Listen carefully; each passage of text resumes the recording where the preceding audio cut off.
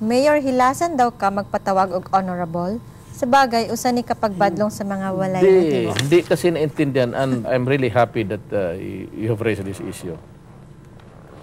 Alam mo, if you guys, the public, the constituency would address us, it's all right. If you write to me a letter, says, the Honorable Mayor Rodrigo Duterte, City Hall Drive, Davao City. Mayor, may reklamo ako kasi ikaw magsalita ganon, bakit mo hinalo, anong yan, ganon. Hindi maganda yan. Okay lang. Pero kung ako ako mismo, this is, ladies and gentlemen, this is your Honorable Mayor. And nakita mo, if you'd notice, in America, I'm not trying to influence anybody here. In America, in Congress, they do not say, with the honorable gentleman from the island of the province, they just say, Mr. Duterte, would you be open to a few questions? Gladly, Mr. Senator. Ganun na yan sila. At saka yung memo pad mo, di ba meron yung maliliit? Kaya ako galit kasi lagyan nila yan ng from the desk of honorable.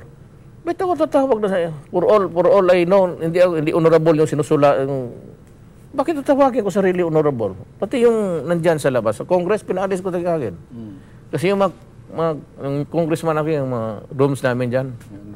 The honorable. Kurni mo naman. I mean, it's really the protocol. Akala kasi nila, nagpapasimple-simple ako na it's really taste and bad taste and protocol. You do not call yourself honorable. For all you know, you are not considered honorable by the people that you are talking right now. Even in this crowd. Sila yung magsabi na, well, the honorable mayor this time is with pastor. Okay lang yan. Pero kung ako, tapos yung ilang beses niya, kaya pinapagalitan ko sila, may mga kontrata. Even in contract. The latest one was yung sa land bank. Tapos magpirma ako, contracting parties, land bank, yung mga presidente. Tapos dito, Honorable Rodrigo Duterte.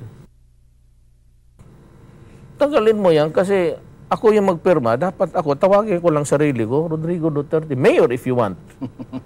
But not honorable. Dito lang sa Pilipinas yan eh. In other places, they do not call themselves, especially when they're talking to each other, it's honorable.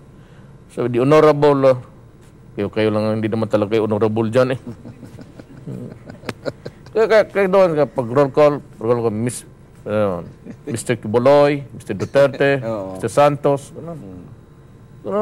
honorable, na puro honorable sa pangalan, dishonorable naman lahat ang ginagawa. Ay na. Guys, I'm not suggesting anything, but you are using the wrong protocol there.